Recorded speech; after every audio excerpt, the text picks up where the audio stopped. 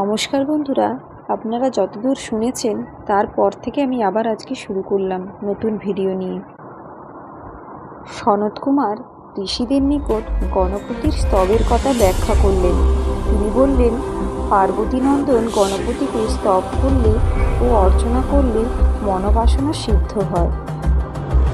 নৈমিষারণ্যে ঋষিগণ ব্রহ্মানন্দনের নিকট ভক্ত প্রহ্লাদ চরিত্র শ্রবণ করতে ইচ্ছে প্রকাশ করলে তিনি বললেন, নারায়ণের দ্বারপাল জয় ও বিজয়।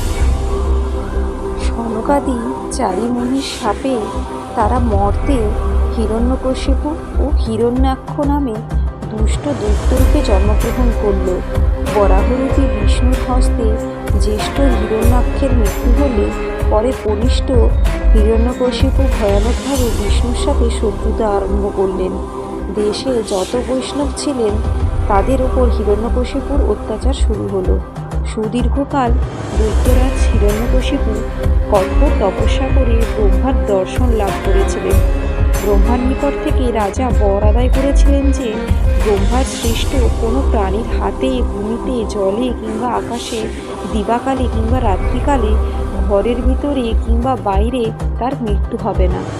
ব্রহ্মার বারে বলীয়মান হিরণ্যকশিপু সর্বরাজ্য অত্যাচার করে দেবতাদের সর্বচ্যুত করলেন। দেবতারা তখন হিরণ্যকশিপুর অত্যাচারে অতিষ্ঠ হয়ে বিষ্ণুর কাছে গেলে বিষ্ণু বললেন যে তিনি তার বধের উপায় করবেন। হিরণ্যকশিপুর 4 পুত্র, তাদের মধ্যে কনিষ্ঠ পুত্র প্রহ্লাদ। বাল্যকাল থেকে প্রহ্লাদ অতিশয় বিষ্ণু ভক্ত। কৃষ্ণ নাম স্মরণ করলেই চোখে জল আসে। কৃষ্ণের প্রতি যাতে তার মন বিরূপ হয় সেজন্য হিরণ্যকশিপু তাকে ষণ্ড ও অমর্ক নামে 2 অসুর গুরুর হাতে তুলে দিলেন।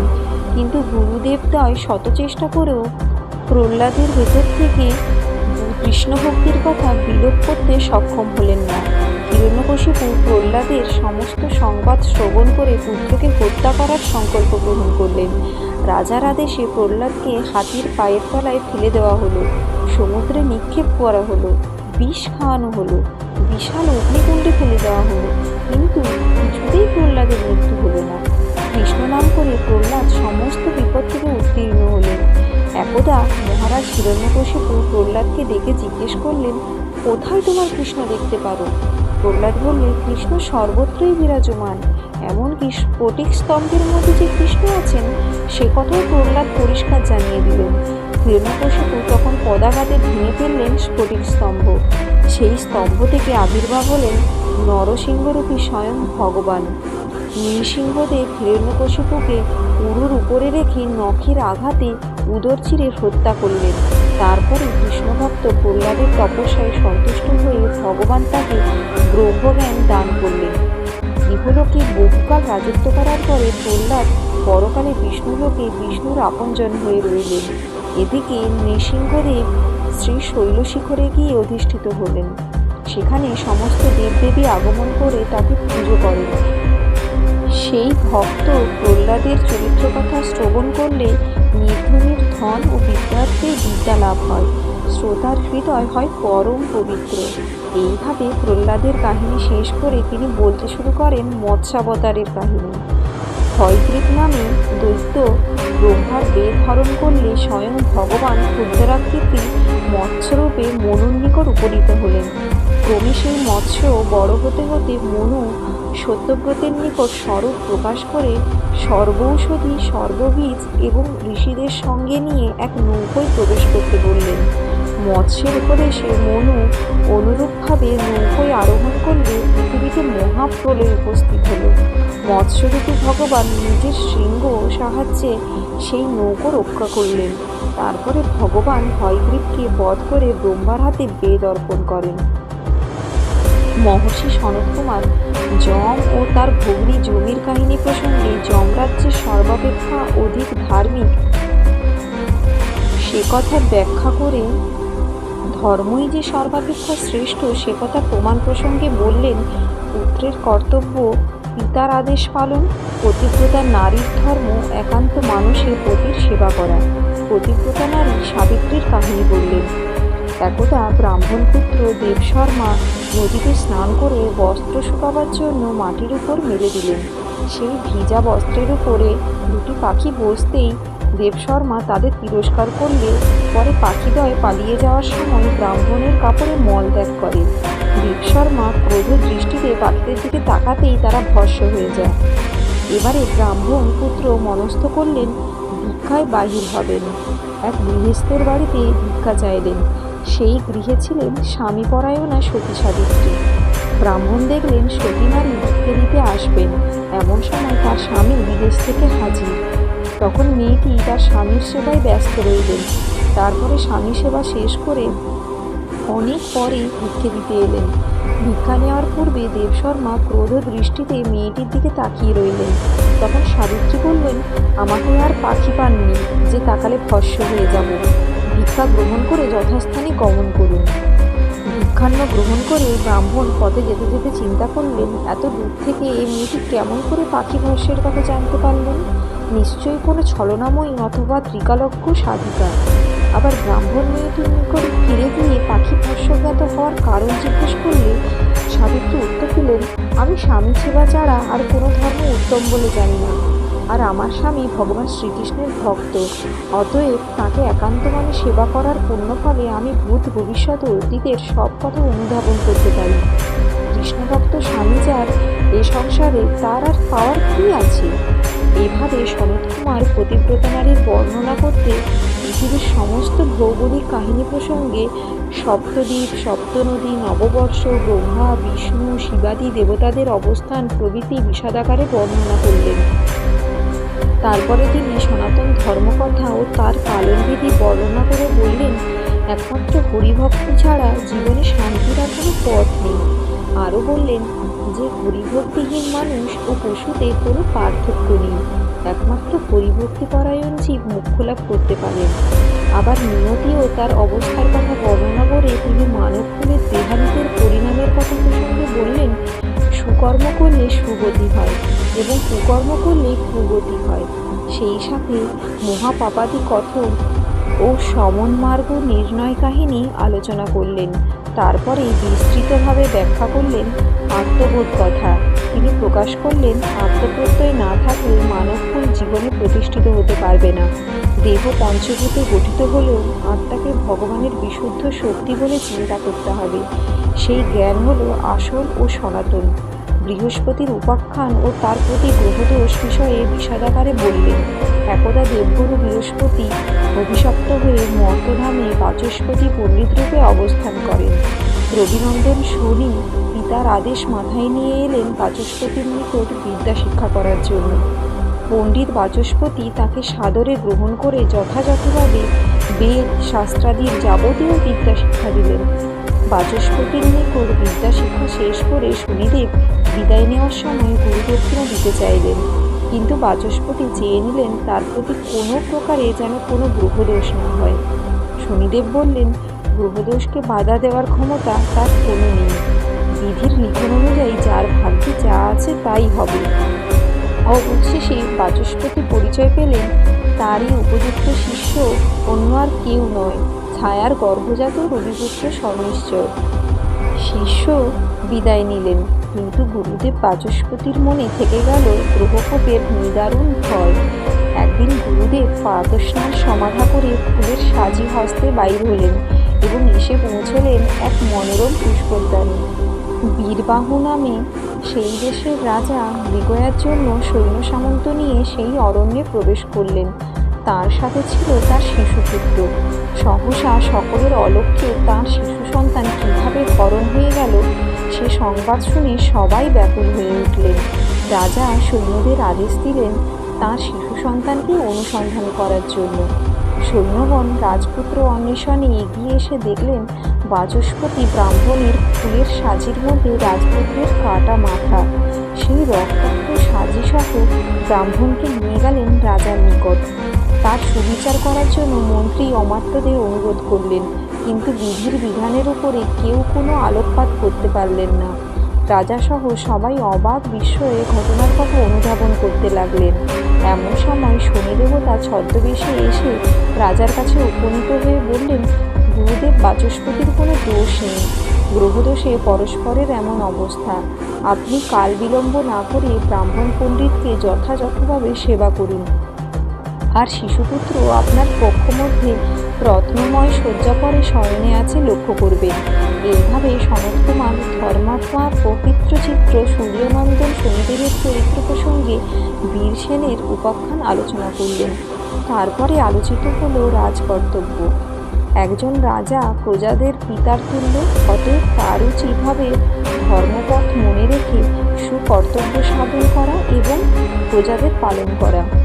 ব্রতপালন এবং উপবাসে শারীরিক, মানসিক ও আধ্যাত্মিক চেতনার কথা প্রস্তাবিত হল। দেহ এবং চিত্ত শুদ্ধির জন্য স্নান করা একান্ত বিধেয়। দেবর্ষি সনৎকুমার বিভূতি দ্বাদশী ব্রত মাহাত্ম্য পুঙ্খানুপুঙ্খ ব্যাখ্যা করে পুষ্কর মাহাত্ম্য প্রসঙ্গে পুষ্পবাহনের উপাখ্যান বললেন। ব্রহ্মা প্রদত্ত পুষ্পবাহন করে নিয়ে যাওয়ার জন্য রাজার নাম পুষ্পবাহন রাজা। এই রাজার রাজ্যে একসময় অশান্তিজনক ঘটনা পরিলক্ষিত হলে তিনি অন্নদান দিয়ে রাজ্যের শান্তি ফিরিয়ে আনেন। প্রমাণিত হলো যে অভুক্ত ধার্মিক ব্যক্তিকে অন্নদান দিলে প্রভূত পুণ্যের লেশ পাওয়া যায়। সাধু, গুরু, বৈষ্ণব সেবায় পুণ্য এবং স্বীকৃতি লাভ হয়। এবারে বর্ণনা করলেন বিষক দ্বাদশী এবং লবণ ধেনুর কথা এবং সেই সাথে বহুবিধ ব্রতের বিবরণ।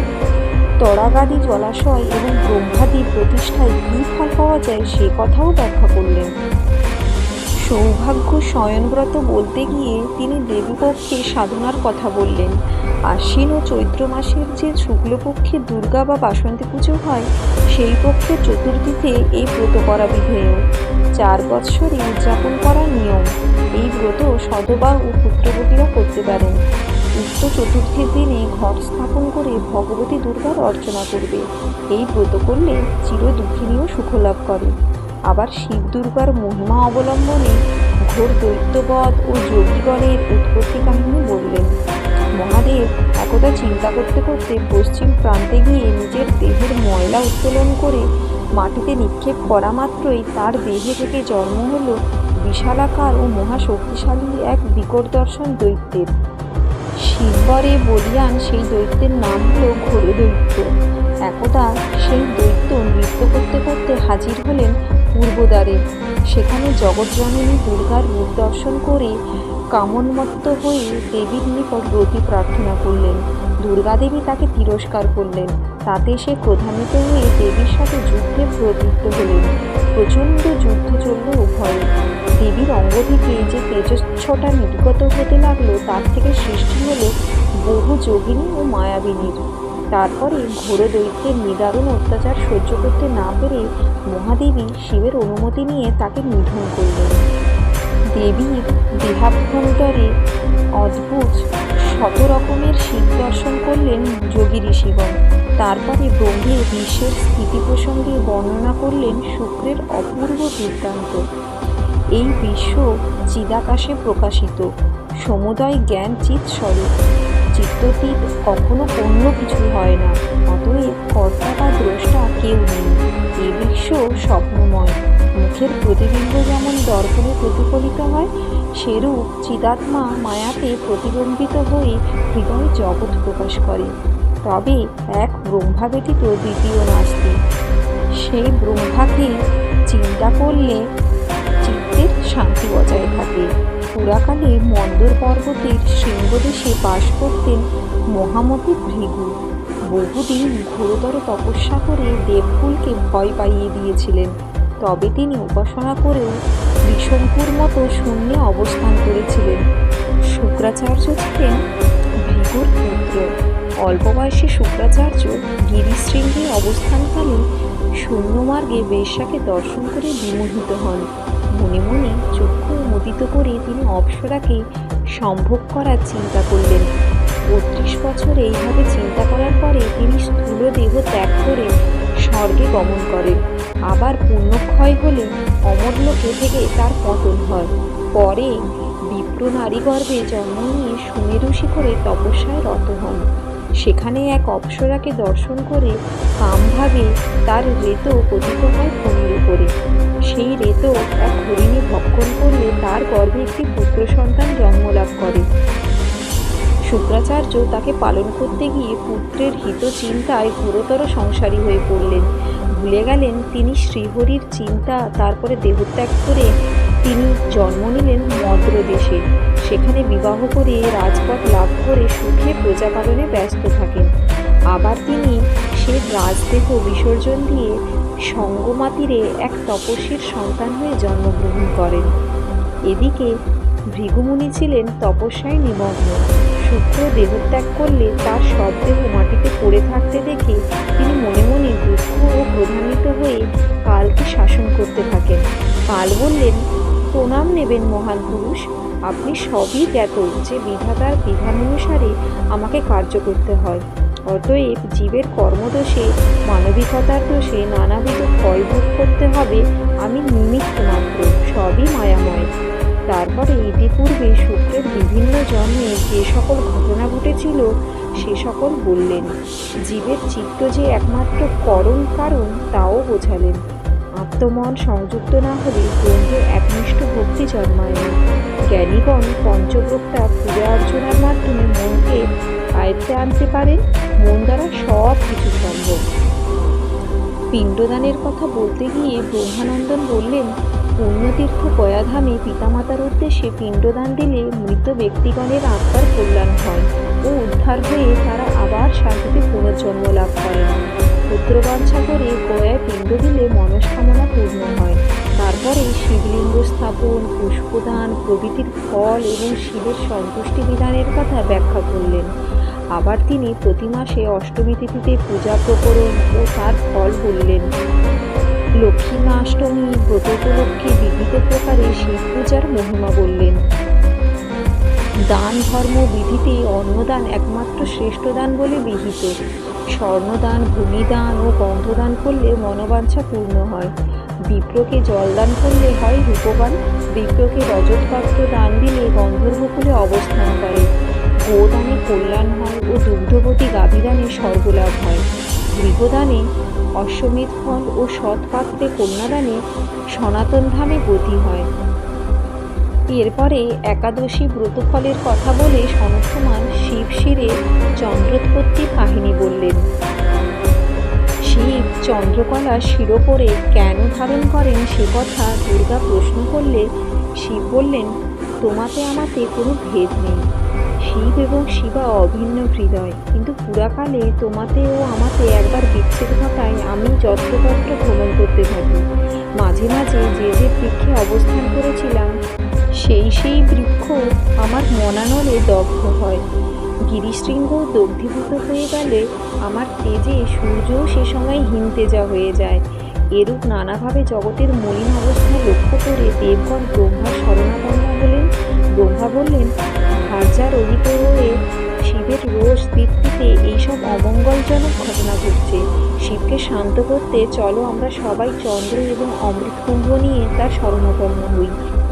তারপরে চন্দ্রকে সঙ্গে নিয়ে দেবগণ অমৃতপূরিত কুম্ভ মধ্যে রেখে আমার নিকট হলেন আমার তেজকে শান্ত করার জন্য। সবাই এসে আমার কৃপা দৃষ্টি চেয়ে বিদগ্ধ জগৎকে পরিত্রাণ করতে বললেন। আমি আনন্দিত হয়ে অমৃত কুম্ভ থেকে অঙ্গুলি দ্বারা সুধা তুলতেই আমার নখাঘাতে অর্ধচন্দ্র উঠে আসে। সেই চন্দ্র ললাটে রাখতেই আমার তেজ হরণ হয়। সেই তেজবিষ রূপে কণ্ঠে গমন করতেই আমার নাম হয় নীলকণ্ঠ। তারপরে শিব তার বিভূতি কীর্তন প্রসঙ্গে বর্ণাথ ঋষির উপাখ্যান ব্যাখ্যা করলেন। বর্ণনা করলেন তার অষ্টনামের উৎপত্তি এবং লিঙ্গাচরণের ফল এবং অষ্টষষ্ঠী সংখ্যক অবস্থানপীঠ ও নন্দীশ্বর যোগকথা।